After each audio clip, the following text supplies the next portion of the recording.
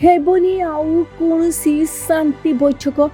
पाकिस्तान अनुरोध को गोड़े ठेलीदेला ईरान। सीधा सीधा मुहरे मना करदेला। हाँ, गतकाली पाकिस्तान प्रधानमंत्री शहबाज शरीफ ईरान राष्ट्रपति फोन ने कथा होइथिले। दुई नेता प्राय 45 मिनिट धरी वर्तमान आंचलिक परिस्थिति संपर्क में विस्तृत आलोचना करथिले। ए आलोचना एपरी एक समय होइथिला जेतेबेले अमेरिका और ईरान मध्य द्वितीय पर्याय शांति आलोचना नहीं आशा बढ़ुला। पाकिस्तान प्रधानमंत्री कार्यालय अनुଯାयी शहबाज प्रतिपक्ष को कॉल समय साउदी अरब, कतार और तुर्कीर नेता सांप्रतिक आलोचना विषय में अवगत कराइथिले। दुई नेता मध्य होइथिबा आदान प्रदान को सकारात्मक और सौहार्द्यपूर्ण बोली वर्णना करा जायथिला।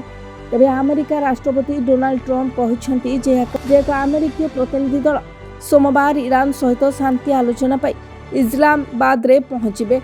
सोशल मीडिया रे घोषणा करथिले तांको दल आलोचना पाई पाकिस्तान यात्रा करुछन्ती, किंतु ए आलोचना रे ईरान पक्षरु सेमानकर अंशग्रहण संपर्क रे एपर्यंत कौनसी सरकारी निश्चिंतकरण होई नाही। पृथक पृथक भाव में ईरान सरकारी संवाद संस्था IRNA इस्लामाबाद रे द्वितीय पर्याय आलोचना संपर्क में प्रसारित रिपोर्ट को मिथ्या बोली खारज करिछि। एही समस्यार समाधान पाई ईरान सर्वोच्च जातीय सुरक्षा परिषदर एक बैठक मध्य डका जायथिला, किंतु आलोचना समाप्त हेबा परे मध्य ईरान उपरे लागू होइतिबा प्रतिबंधक प्रत्याहार करा जिवो किंबा एहार जमा होइतिबा संपत्ति को स्वदेश को फेराई निया जिवो नाही से विषय रे संदेह रहिछि। एहा व्यतीत एही संपूर्ण पदक्षेप एक चाल होई पारे बोली आशंका करा जाउछि, कारण कूटनैतिक आलोचना पर पूर्वर विवाद वृद्धि पाइछि। या पूर्व अमेरिका और ईरान मध्य सीधा सड़क आलोचना होइथिला, किंतु कौनसी चुक्तिनामा होई पारि नथिला।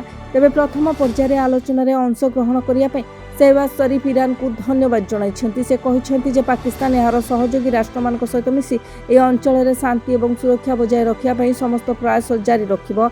ईरान राष्ट्रपति मध्य पाकिस्तान प्रयास को प्रशंसा करिछन्ति एवं विश्वास प्रकाश करिछन्ति जे भविष्यत रे दुई देश मध्य संपर्क आहुरी मजबूत हबो। Bureau report, Biraja news.